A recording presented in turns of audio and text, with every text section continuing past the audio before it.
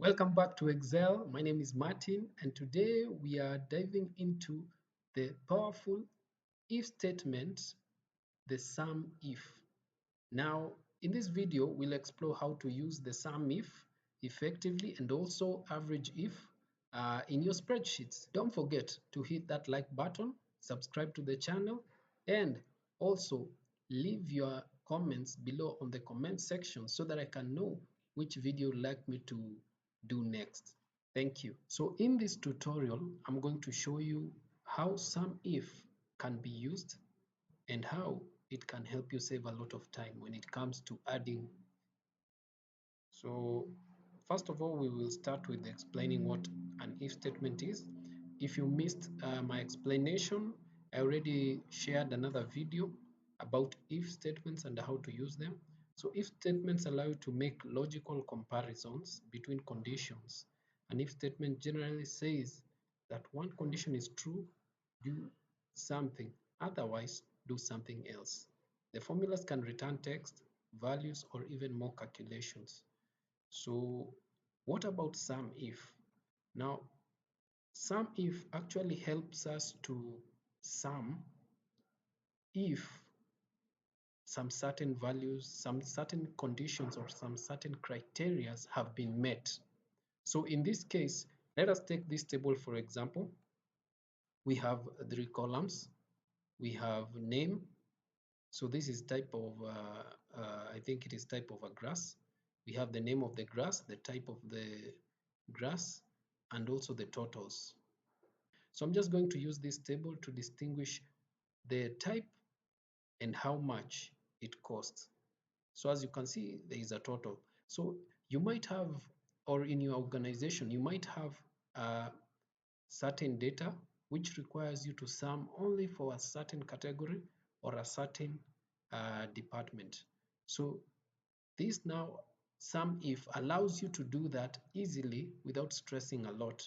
So you can have a summary here where you want to show the sum of all the totals, or you can just, if you are well equipped, you can use pivot table to summarize this. You can still get the answer, but SUMIF now allows your work to be a little bit easier and a little bit simple compared to using functions as pivot table.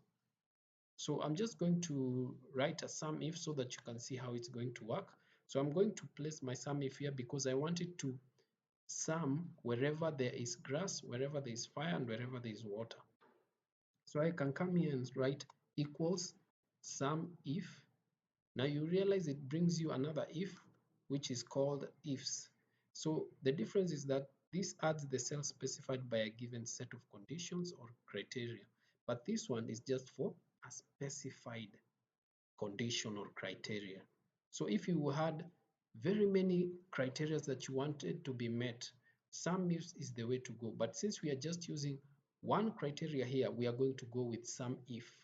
So I'm just going to double click, or you can press tab lock if you're using a Windows keyboard. So by doing that, you have opened the function. Now, as you can see from this syntax here, it shows you the range, the criteria, and the sum range. So I'm just going to pick the range. So the range that we want to check for, it is this one. And the criteria we want to check is this one. Let me just repeat that because I did not put a comma. So this is the range. And as you can see, if I put a comma, I'm going to go to the next part of the syntax, which is criteria. So the criteria is this one, and then a comma, and then I'm just going to choose this whole column. The reason I'm choosing the whole column is because we want this formula to actually update itself as it goes down. Because if I were to choose just a specific area of the column, I'll have to make it absolute. Now, absolute is the process where you make your cell range to be fixed so that whenever you autofill your formula down below, it does not displace the range. Because sometimes it displaces the range whenever you do not fix your column row. So I'm just going to show you that after I do this so that you can see how to use even absolutes just for a certain range, maybe because you do not want to choose the whole column. So I'm just going to first do this using the whole column, and then I'm going to show you using the absolute method. So I'm just going to press enter, and as you can see, it has now summed up whatever grass is and how much it costs. So as you can see here, grasses, if you were to sum up these three values which belong to grass, it's totaling up to 1248. Well, someone might ask, what if I had grass here? So no problem, let us add grass here. And as you can see, the value changes automatically. So by doing that, you have your own, you have already summarized it according to the criteria you've given. Now let us autofill and see how it will perform. And as you can see, it has autofilled the same formula downwards. Now this formula, as you can see, it is still picking the values that we had suggested for it to pick, considering the criteria. And as you can see, it is bringing 1248 on fire and 1249 on water. Okay, so I hope that makes sense. Let me now use the other way of doing it without just selecting the whole column. So I'm just going to write is equals to sum if, and then I just want to choose up to here. So this is my range. Now, if I were to write a comma and then choose the criteria grass and then comma and then the sum range, if I were to press enter, it's going to give me the same, it's going to give me the correct value. But if I were to autofill downwards and maybe, as you can see now, the range is not selecting everything. It has left these two parts above. So it might not be feeding us the correct information. If water was up here, as you will see, it is not going to sum up water the way we wanted. It is supposed to add 318 on top of this to give us 1567. But since that is not the case, is because we have not included, we have not fixed our ranges. Now our ranges, they tend to move as long as you have not made them absolute. So how do you go about making our range absolute? So you'll have to come and write back. Let me just start and write it again. SUMIF. So I'm just going to press tab lock to open that function. And then when you select your range, after selecting, make sure you hit F4 for those using Windows key. I'm used to Windows, so I'm just going to press F4, and as you can see, it has automatically added these dollar signs in front of the column name and the row name. So the column name, the column range is D2 to D10, and it has added dollar signs inside in the front and in between to make this range absolute. So sorry about that. So now I'm just going to press comma, and then I'm going to take my criteria. So my criteria, I do not want to make it absolute because I do not want it to only check for grass even as I autofill the formula downwards. So once I've done that, I'm now going to select the range for the sum. Now, having selected this range for the sum, I'm going to press F4 again to make it absolute. Now, this is what will happen once I autofill this formula downwards. Now, as you see, now it has brought us the same results. Now let us try and test it. Let us change this into water. Now, as you can see, it has not only changed the criteria for grass, the totals, it has also changed here, down here. Now this can be applied here also, because this we are using the whole range.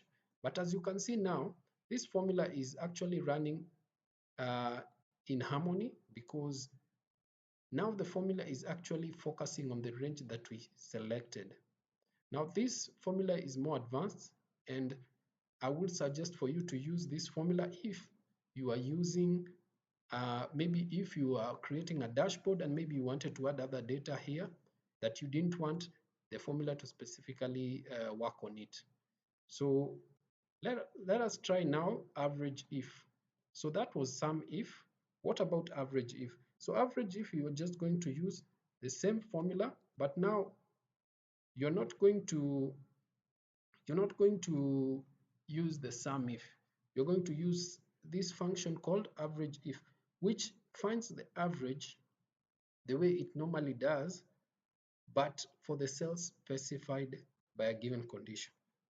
So I'm just going to choose the same, and in this I'm going to put F4 to lock it there, comma, and then the criteria, and then comma, and then the range, F4, done. Now as you can see, it has brought me the average, and you can do this formula with so many options, with so many values. If statements do not limit you, you can be as creative as you want. If you wanted to add another formula on top of an if formula, you can do that. I'm just going to maybe put here IVSO so that I use this instead of the other function. So I'm just going to write here if, and then sum if this, uh, the criteria is IVSO,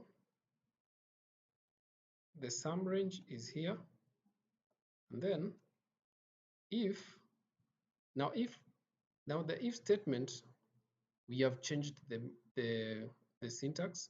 We want now to nest SUMIF inside the if. We wanted to add if it is IVSO and bring back something else. If it will not add it, it will bring us something different. So I'm just going to, now that was our logical test, considering that we are inside the if statement and SUMIF is the nested value. So value if true, we want it to return not fit, and then value if false, we want it to return false. So you'll realize this pop-up usually opens because Excel does not accept any argument without closing brackets. So that's why it has gone ahead and make this correction. So I'm just going to press yes. And as you can see, now it has brought us that formula showing us why it is not fit, because this is our criteria, and the if statement we were using, it was checking the criteria, the results of the sum if, which was using the criteria. So by doing that, it has brought us something that is already nested inside an if statement. So you can do so much with an if statement. Do not limit yourself.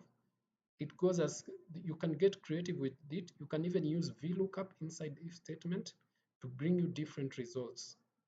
Thank you for watching this tutorial. Hope you learned something new about SUMIF.